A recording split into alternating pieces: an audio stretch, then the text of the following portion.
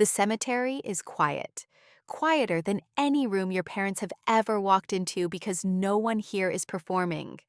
No one here is pretending. Not even you. The air holds its breath as you place a small bundle of lilies, her favorite scent, onto a casket far too small. The wind doesn't stir. The sky doesn't change. The world just continues insultingly, as though it doesn't know that something precious has stopped existing. There's a man to your left murmuring the eulogy. A stranger because the person you would have asked your own father texted that morning. "We're hosting a few friends today, sweetheart. You understand, right? And in a way, yes, you do understand. You understand everything now." You glance at your phone not because you're expecting comfort, but because a masochistic part of you wants to see what they posted. And sure enough, it's there. A picture of your mother beaming in a wide-brimmed hat, holding a mimosa with a caption that reads, "Summer should always feel this easy." Behind her, your father's laughter is frozen in a loop of stories. The inflatable flamingo floats like a cruel punctuation mark. You don't cry, you don't have the energy for it. Grief has become dry and brittle inside you. Instead, you press your hand to the dirt, as if you're making a pact with something beneath it. And maybe you are. Maybe you're saying, "You deserved more." And so do I. The people around you, friends, coworkers, two neighbors who showed up out of a vague sense of human duty, shuffle awkwardly after the final words. They say things like, "So sorry for your loss, and call me if you need anything," the way people do when they don't really expect you to call. And you nod like a gracious ghost. The funeral ends, and still you wait. You watch everyone drift away, their figures melting into the edges of the parking lot. You give them time to vanish before standing. You want the silence to be yours for just a minute longer. Not out of peace, but possession. If your parents won't claim the pain, then you will. You ride home alone. The seat beside you is empty in a way that cuts deeper than absence. It's not just your daughter who's missing, it's your entire bloodline sitting somewhere under a sun umbrella, sipping cold drinks while your grief curdles in the heat. At home, you take off your shoes by the door and realize they're the ones you wore to the hospital. There's a stain near the heel, small and dry now. You stare at it. Funny how something that changed your life can leave a mark smaller than a thumbnail. You sit on the edge of your bed and scroll again. Another photo. Your father's holding barbecue tongs like a weapon of celebration. Someone tagged the location as Chandler's birthday bash. Chandler, your cousin's kid, 1 year old today. The same age your baby would have been if she had made it through that last night. You don't like comparing children. But today, your mind does it anyway. Later, you open your journal and try to write about it. Not to immortalize the moment, nothing about this deserves to be preserved, but to bleed it out before it infects everything. The pen hovers above the page, and you think they didn't come. Not even for her. Not even for me. The next line you write is simple, but it echoes through you like a scream in a hollow church. "I will not forget this." You tear the page out, fold it neatly, slide it under your pillow like a letter to a ghost. You don't know what it means yet, but you feel something settle in your chest like a boundary has formed, like the floor has shifted and won't return to where it was. That night, sleep avoids you like your parents avoided her funeral. You lie awake staring at the ceiling, the fan above you spinning slow and useless. You don't dream. You calculate. You imagine every conversation you might have had if they had shown up, every apology that was never offered, every hug you never got, every piece of you that cracked while they laughed by a pool. And somewhere between 2 a.m. and dawn, you make a vow without saying it out loud. They don't get to walk away from this like nothing happened. The next morning, there's a knock on the door. You don't answer it right away. You stand in the kitchen holding your coffee like a shield and stare at the wood grain of the door until the second knock comes this time. Lighter, almost sheepish. You already know who it is. When you open it, your parents are standing there as if they've brought sunshine with them. Your mother wears a peach-colored blouse and the same sunglasses from the pool photos. Your father's polo shirt is still creased down the center like it's fresh from a resort suitcase. They're holding a white paper bag. the kind that usually contains muffins or awkward peace offerings. Sweetheart, your mother says, stepping forward as though she expects a hug. You don't move. The sunlight falls between you like a wall. Your father clears his throat. We brought you something from Saturday. That place with the cinnamon croissants you like. You take the bag without a word. It's still warm. Your hands burn from it, but not enough. We would have come by sooner, your mom says, but things got a little complicated. You raise an eyebrow. Complicated. She sighs like you're already being difficult. There was the party, and then Chandler had his cake moment, and, well, by the time we realized how late it had gotten, too late for a funeral, you say quietly. The silence that follows is sharp. Your father looks away. Your mother frowns as if she's the one hurt now. We didn't think you'd want a big deal. You always said you don't like drama, she says, as if grief were performative, as if showing up for your child's burial were something that could be labeled extra. You nod once, not because you agree, because you're done listening. You let them in, not out of kindness, but because some rooms are easier to destroy when everyone's already seated. They walk into the living room and settle on the couch like it's just another Sunday visit. Your mom reaches for the photo frame on the shelf, the one with your baby's first ultrasound. She was beautiful, she says, voice soft, like it's meant to erase absence. You don't reply. Instead, you ask, do you know her name? That makes her pause. Her eyes flicker, searching for something she clearly never cared to memorize. Your father shifts uncomfortably. It was something classic, wasn't it, your mom says? You stare. Evelyn, you say. And suddenly it feels like the whole room tilts around her name. Your mother's smile falters, the kind of smile that lives in Instagram stories and dissolves under scrutiny. Yes, of course, Evelyn. But it's too late. The truth has already landed. They didn't even remember her name. You walk into the kitchen, tear open the paper bag, and dump the croissants into the trash. The sound they make, soft crumbling, somehow feels more sincere than anything that's been said. When you return, your father is speaking. We didn't know how to support you, he says. You never really let us in. You laugh once, not loudly, just enough for them to hear the weight in it. I begged you to come, you say. I sent the time, the address. You RSVP'd to a funeral with silence. There's a pause. Then your mom says the sentence that burns itself into your bones. Sweetheart, grief is a personal journey. We thought giving you space was the best support we could offer. You nod slowly, and then you say with absolute stillness, you gave me space, enough to bury her without you. Your mother flinches. Your father opens his mouth but then closes it again like he knows anything he says will only make it worse. You don't ask them to leave. You don't have to. The discomfort is thick enough to shove them out the door. They linger a minute longer than stand. We'll give you more time, your father says, as if that's generous. You close the door behind them and lean against it. You think about how easily they excuse themselves from responsibility, how quickly they wrapped it in soft words and passive phrases.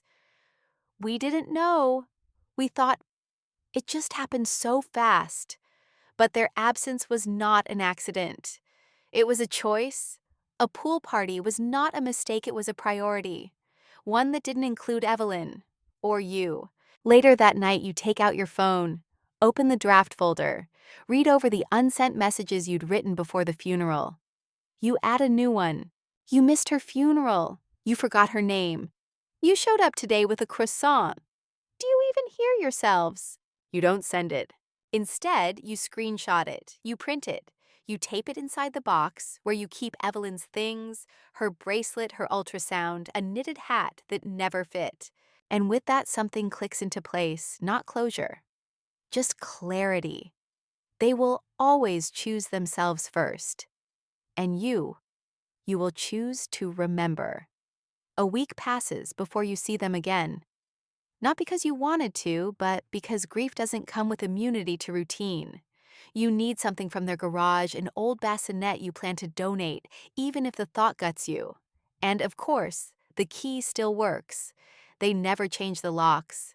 That would require them to admit something needed locking out. You text your father that you're dropping by. He replies with a thumbs up.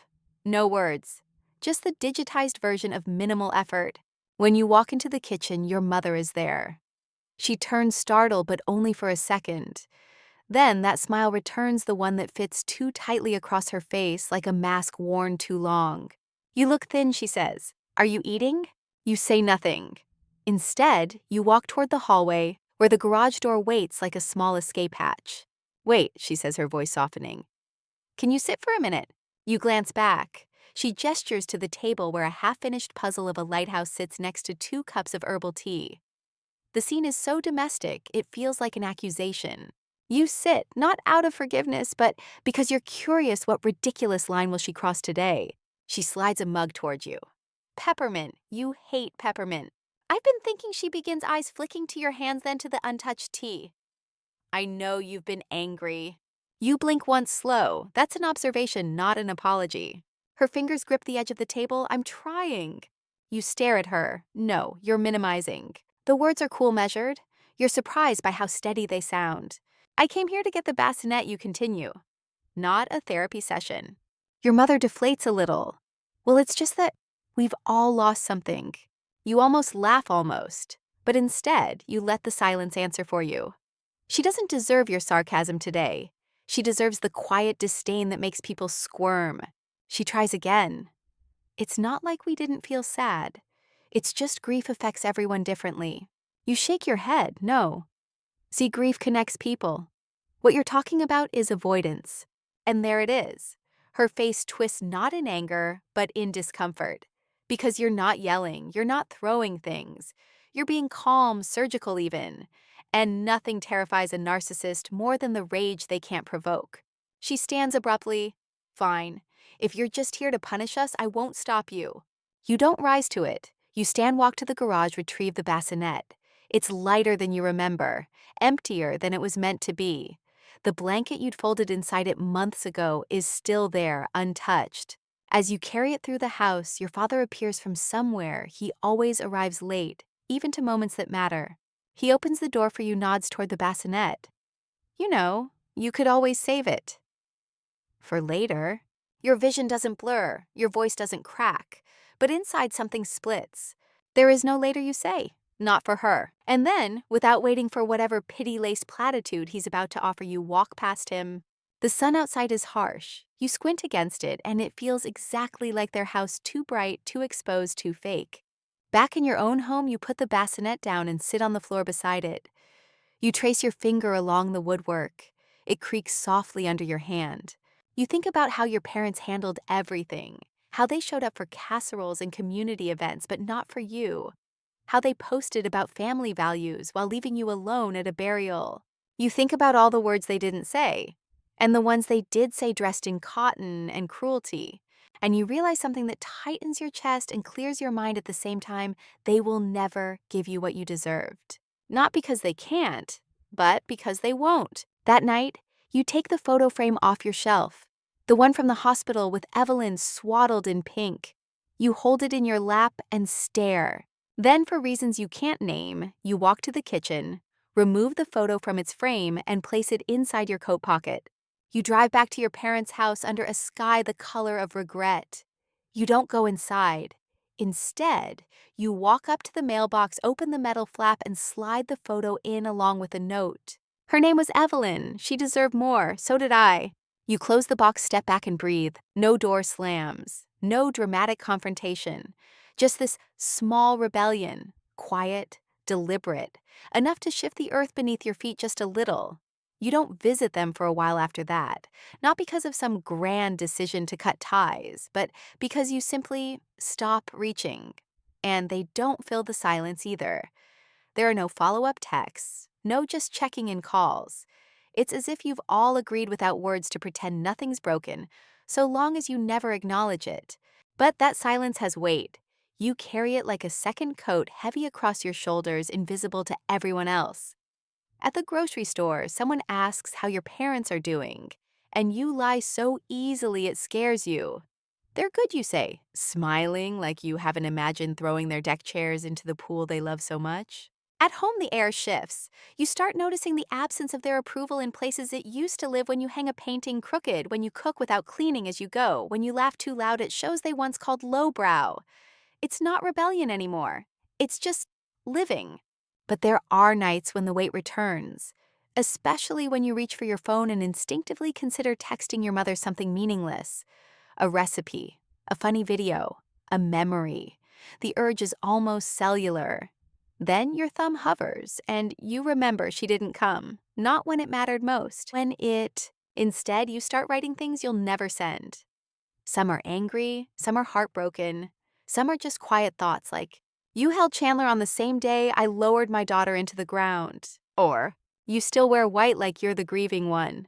You write them in your notes app sometimes at 2 a.m., sometimes while waiting for water to boil, and you never delete them because they're the closest thing you have to a real conversation now. One day while scrolling through photos of Evelyn, ones you almost deleted, but couldn't you find a picture of her in the hospital, wrapped in that blue blanket your mom never asked about? She looks peaceful, not sleepy, not in pain, just paused. And you think she never got to meet them. Maybe that was mercy. That thought lingers longer than it should. And strangely, it brings a sense of calm, like you've stopped asking the wrong people to show up. Weeks later, you're cleaning the living room when your phone lights up. A message from your father. "Hope you're okay. Mom says we should all move forward." Dinner Sunday. You stare at it, not in disbelief, but in utter detachment. Move forward as if there's a playbook, as if closure is a casserole and conversation under dim lights, as if they get to declare the timeline of your healing. You don't respond right away. Instead, you open your gallery, scroll past the newborn photos, and stop at a screenshot, the note you left in their mailbox. You reread it, then press your finger against the screen as if to weigh its truth again. Later that evening, you sit down and draft a reply. I don't know what moving forward looks like for you. For me, it starts with not pretending we didn't just survive an earthquake. You leave it unsent. You're not ready yet. Or maybe you already said what mattered when you slipped that photo into their mailbox. The next day, you find yourself outside your favorite coffee shop, the one you used to visit with your mom back when her presence felt less conditional. You order her drink by muscle memory. Vanilla chai, extra hot, no foam. Then you stare at it. You think about how often she spoke about legacy, about family tradition and doing things the right way. And all the while, she missed the most human thing she could have done: show up. You take the drink home untouched, set it on the kitchen counter beside your own. The two cups sit like strangers who once knew each other well. That night, your dreams are strange. Not nightmares, just quiet scenes that shift like old films. You're in their backyard. Evelyn is there, somehow older. She's splashing in the pool laughing, and your parents are watching her with warm, open faces. And for a second, you believe it. You believe they're capable. Then you wake, and the silence in your room tells the truth again. You lie still for a while, staring at the ceiling. Then you whisper her name. Not for her, for you. Because no one else says it. Because keeping it alive in your mouth feels like defiance. And in that moment, you decide silence can be a weapon. Yes, but it can also be armor. It happens quietly, like most things that matter.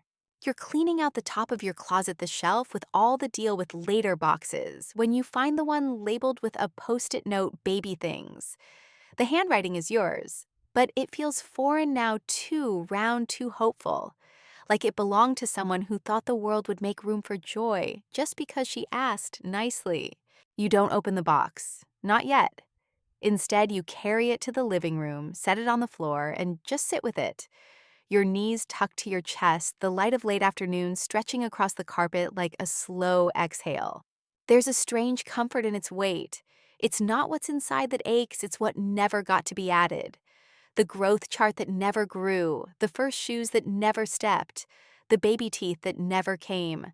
After a while, you lift the lid. The first thing you see is the hospital bracelet, yours then hers, small loops of plastic with printed names and wrong timestamps.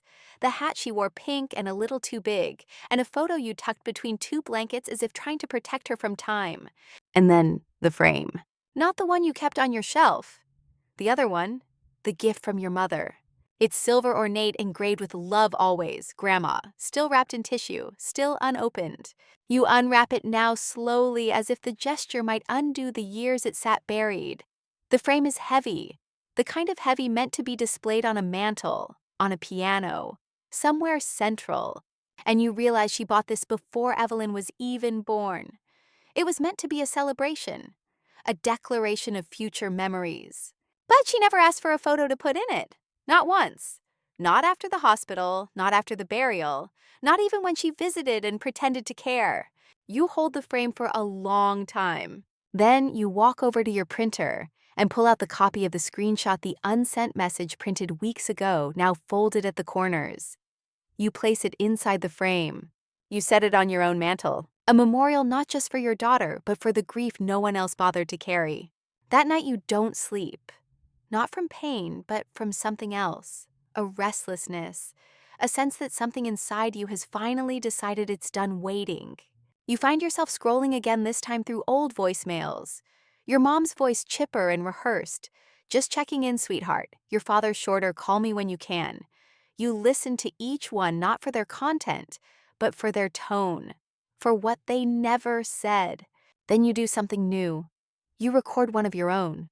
You speak clearly, evenly, like you're narrating your own court testimony. You missed her funeral. You posted poolside. You handed me croissants as if they were a stand-in for presents. You said grief was personal. You were right. And mine doesn't include you anymore. You don't send it, but you save it. And for the first time, you feel something resembling peace. The next day, you visit their house, not to talk, not to fight, just to see, to observe. The backyard is exactly how you imagined, immaculate, curated. The pool glistens like nothing bad has ever happened here. You wonder if they swim in it still, if the water carries any guilt. Probably not. You knock, your father answers. His eyes widen just a little, like he wasn't expecting to see you again, unless it was through a therapist's filter. Hey, he says, you look. Awake, you finish for him. I look awake. He opens the door wider. Your mom's not here. She's getting her nails done. You nod, that tracks. You step inside and everything feels smaller. The couch where you cried when you found out you were pregnant. The kitchen where your mother laughed too loudly at a joke you didn't make. The hallway where Evelyn's name was never spoken. You walk to the fridge. That photo is still there. The one of your daughter half covered by a pizza coupon. You peel off the coupon and take the photo. You don't deserve to keep this, you say, not cruelly, just plainly. Your father doesn't argue. Maybe because he knows you're right. Or maybe because guilt has finally sobered him. As you turn to leave, he asks, what do you want us to do? You pause at the door. I wanted you to show up, you say. But now I just want you to sit with the fact that you didn't.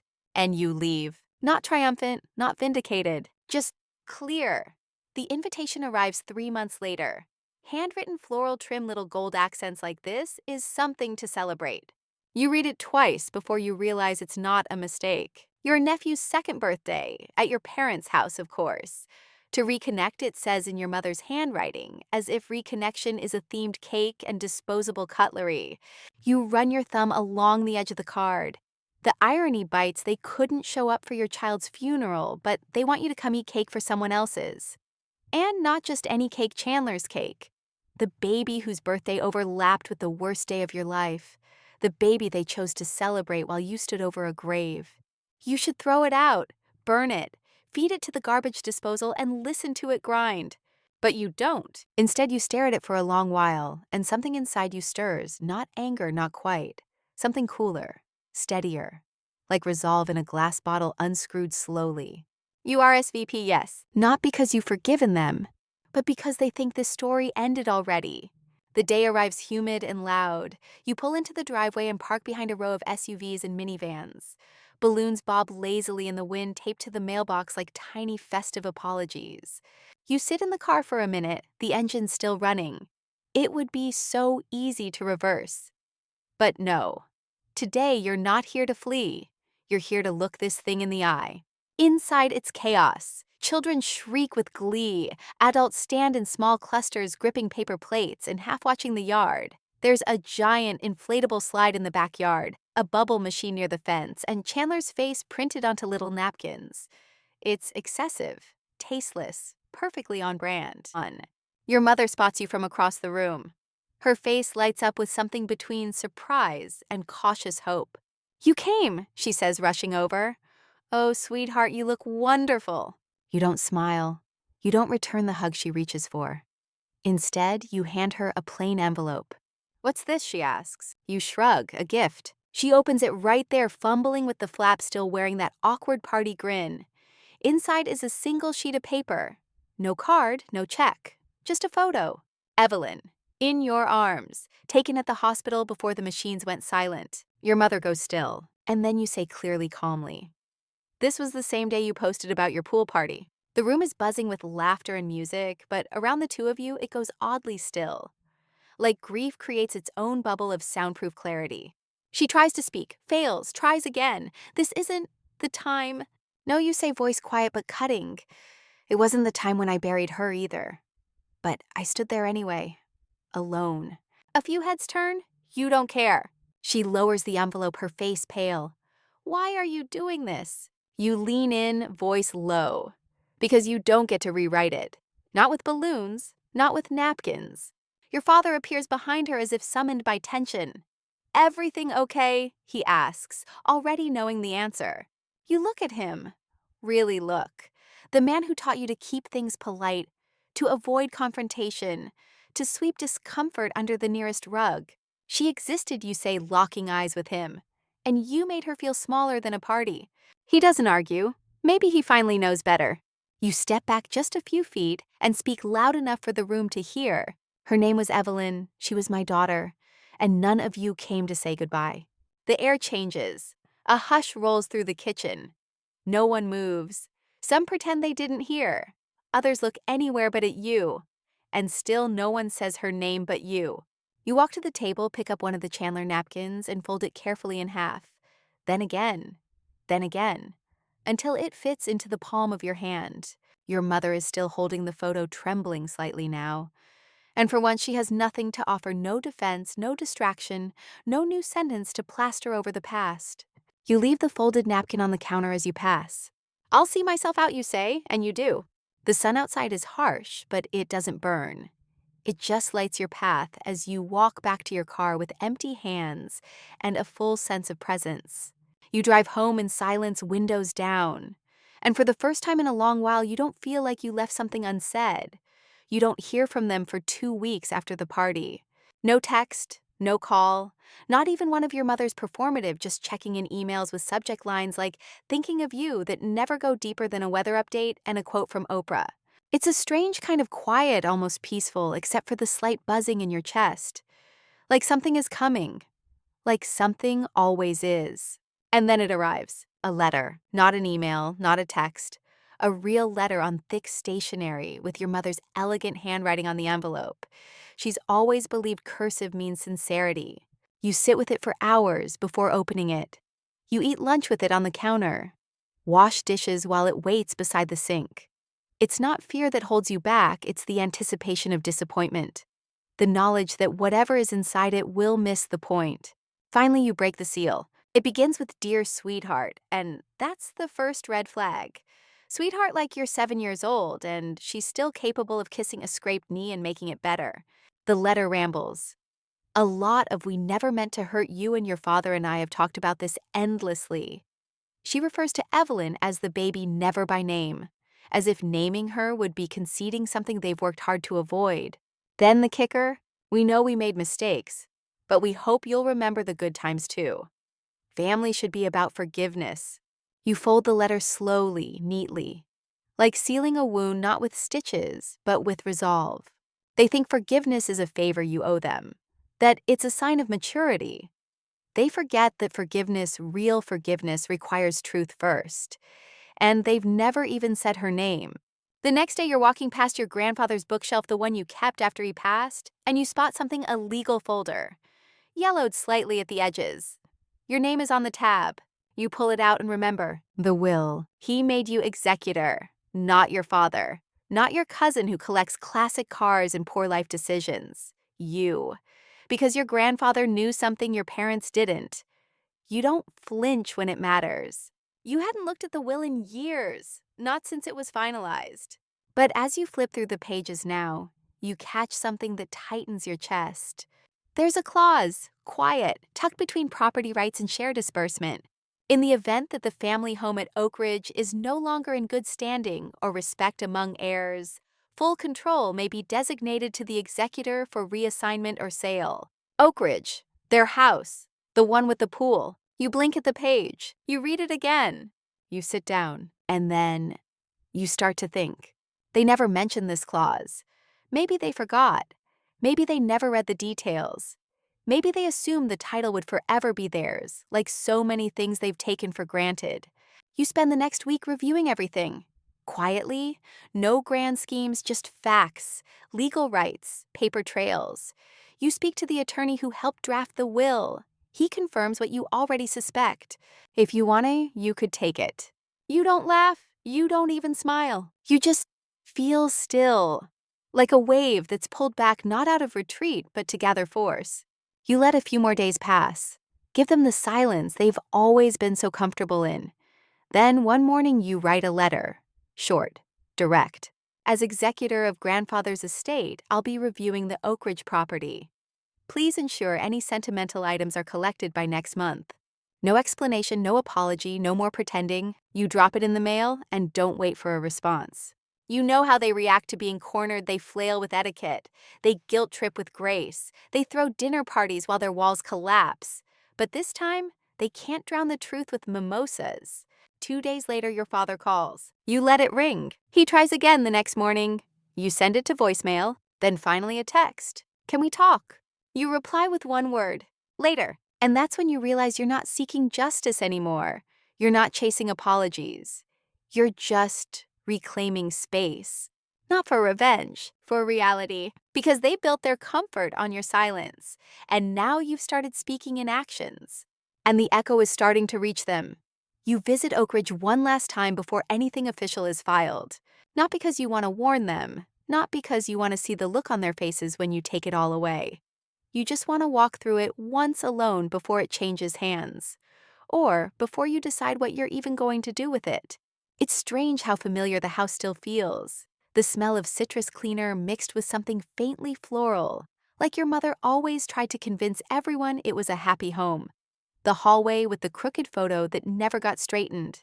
The guest bathroom still stocked with lavender soap from the Christmas 2 years ago. That everyone pretended was perfect.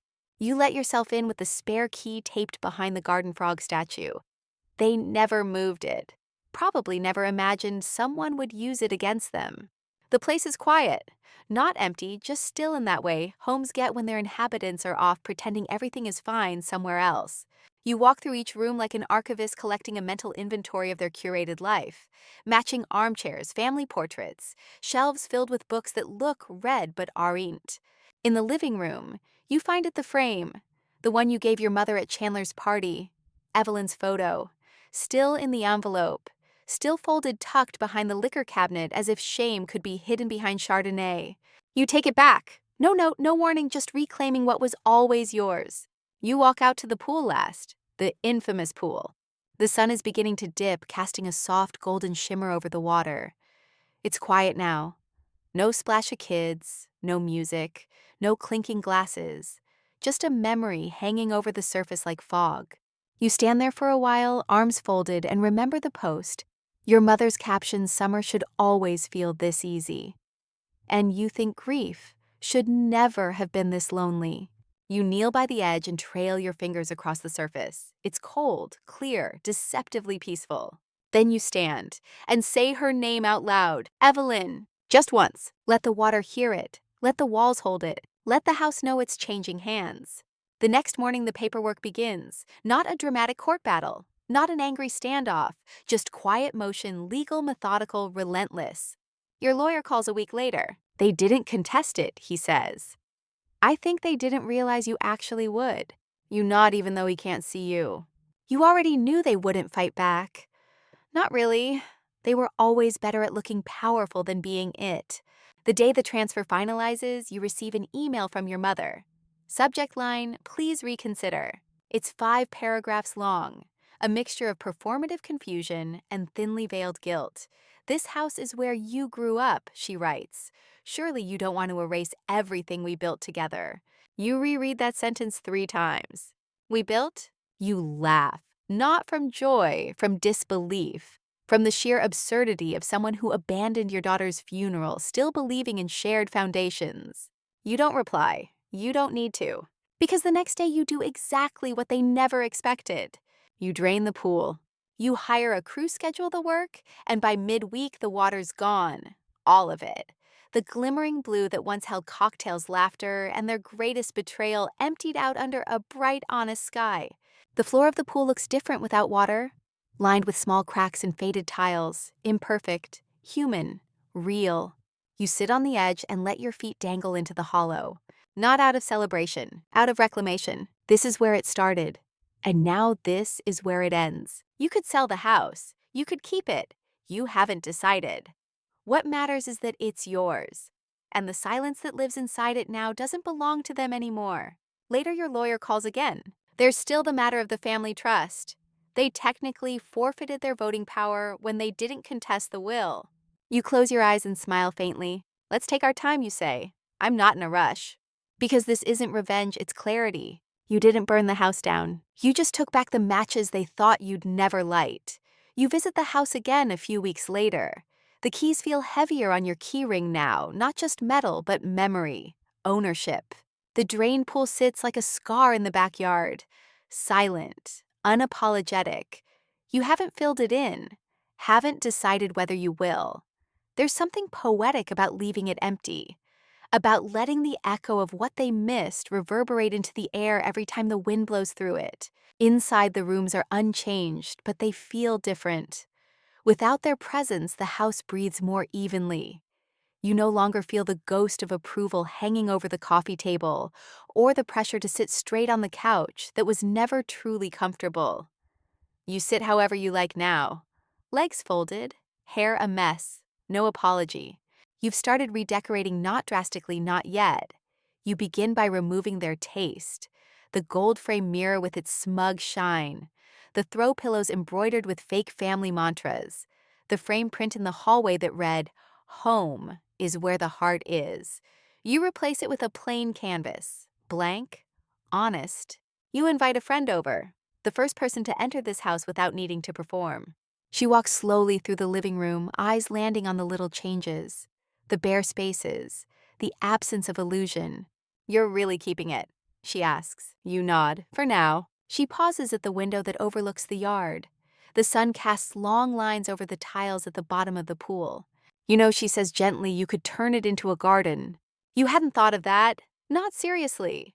But now the image roots itself, wildflowers blooming where no one ever showed up, a place where something real could grow. Later, after she's gone, you stand in the center of the kitchen. It's quiet. You try to remember the last time your parents stood in this exact spot. You can't. It feels like a past life, someone else's memory. Your phone buzzes, a message from your father. "I hope this makes you feel better." No context, no apology, just that an insinuation wrapped in faux concern. You stare at the screen, then type, "No, it makes me feel free." You don't send it, not because it isn't true, but because they don't need access to your healing. That night you make dinner in their kitchen, now your kitchen. You cook something they would have scoffed at, boxed mac and cheese with way too much pepper. You eat barefoot, leaning against the counter.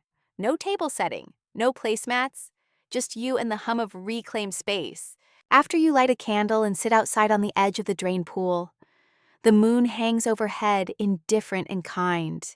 You whisper Evelyn's name again, this time not from pain, from gratitude. Because she changed everything, not just your grief, your clarity, your power. You think about what she would have been like. Curious, probably. Independent. With a stare like yours and a laugh you'll never get to hear.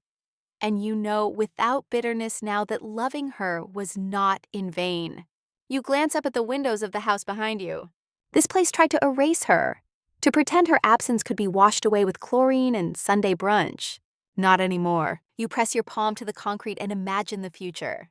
Maybe one day this pool will be filled with sunflowers. Or maybe it'll stay just as it is. A quiet monument. You don't need closure. You need truth. And this is truth. They don't get to define the story anymore.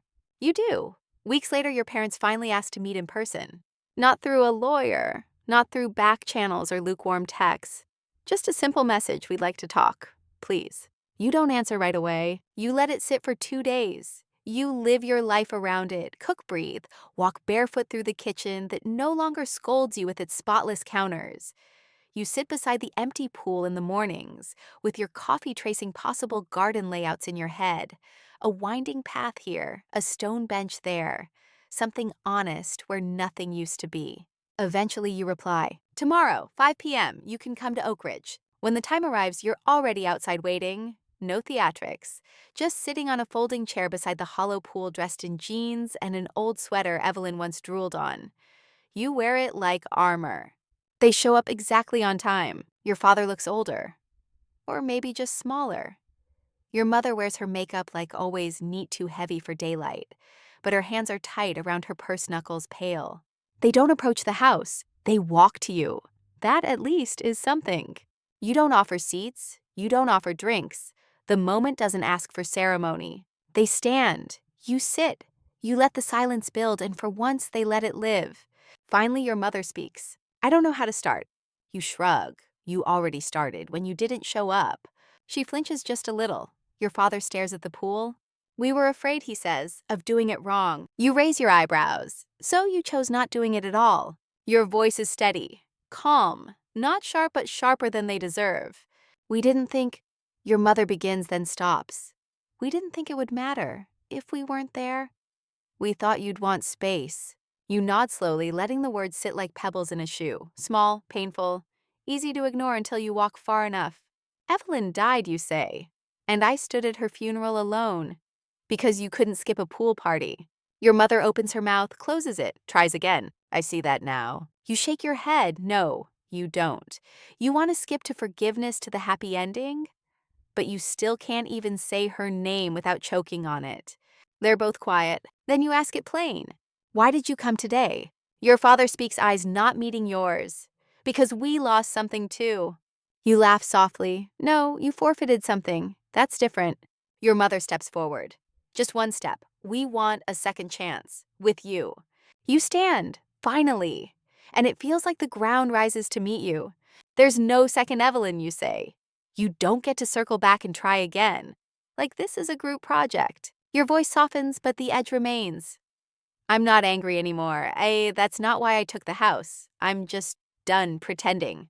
They look around the yard. The silence is different now, charged almost reverent. The drained pool, the missing lawn furniture, the flower pots lined up like intentions. A space no longer curated for their comfort.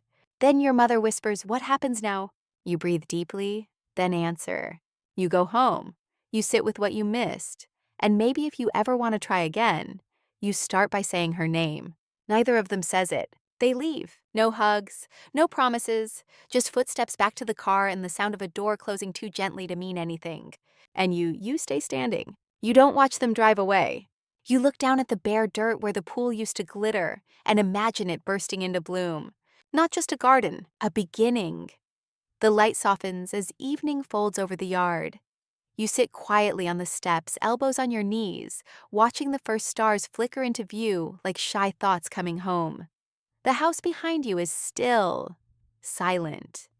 But it hums now, not with tension, but with release. You don't need to fill every space. Some silences deserve to stay. Some goodbyes don't come with closure, just choices. Inside, the framed photo of Evelyn sits on your mantle, her gaze calm, eternal. You light a candle beside it, not from sadness, but from gratitude. You survived something sharp and silent, and you didn't come out bitter. You came out awake. The truth is, grief never asks for permission. It arrives. It stretches out. It lingers long after the casseroles and sympathy cards go cold.